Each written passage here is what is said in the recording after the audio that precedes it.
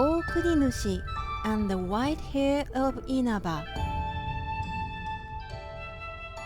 Ōkuninushi was the sixth descendant of Susanoo and Kushinada-hime. He had many half-brothers. They were all gods. Ōkuninushi was the youngest and smallest, so his brothers treated him harshly. One day, they were talking about the goddess of Inaba. She was young and beautiful but had not yet married. They wanted one of them to marry her and decided to go to see her together.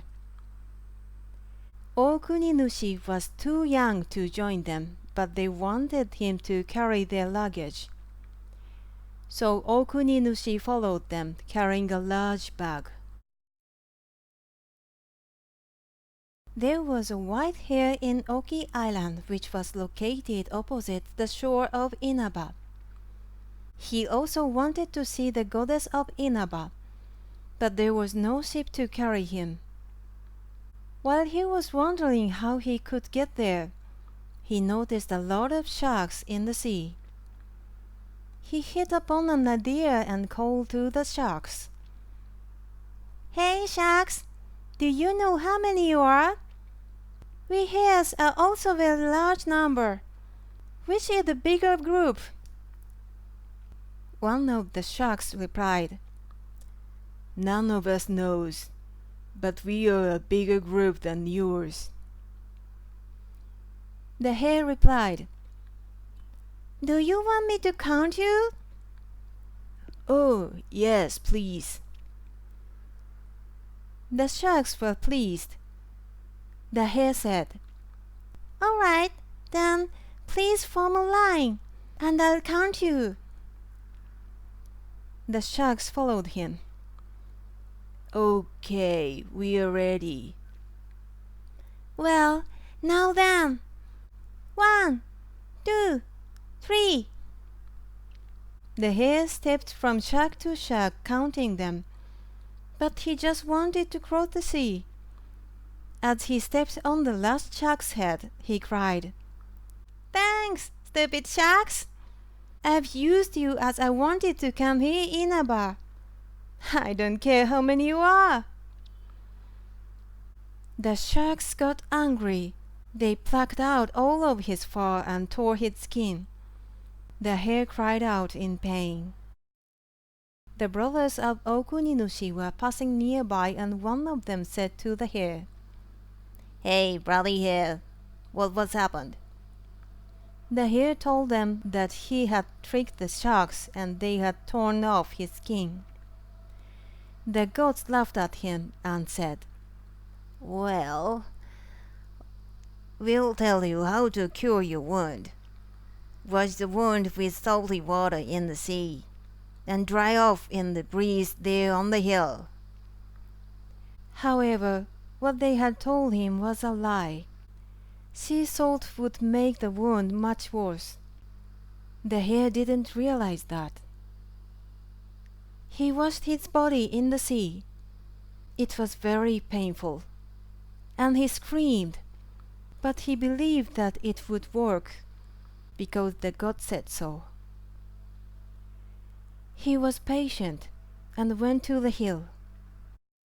When the salty water dried up, his wound became more painful. He tumbled around and cried.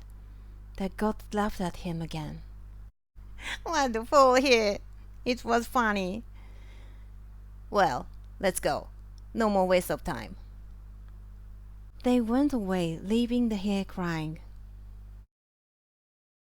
"What has happened to you, white hare?"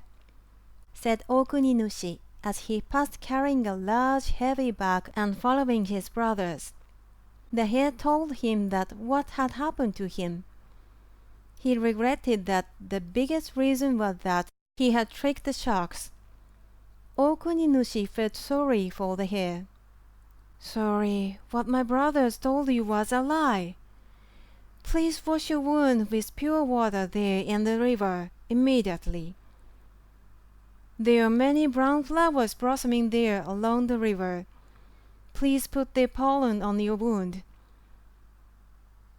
The hare did as suggested, and the pain soon reduced. "Thank you so much, Ōkuninushi-sama."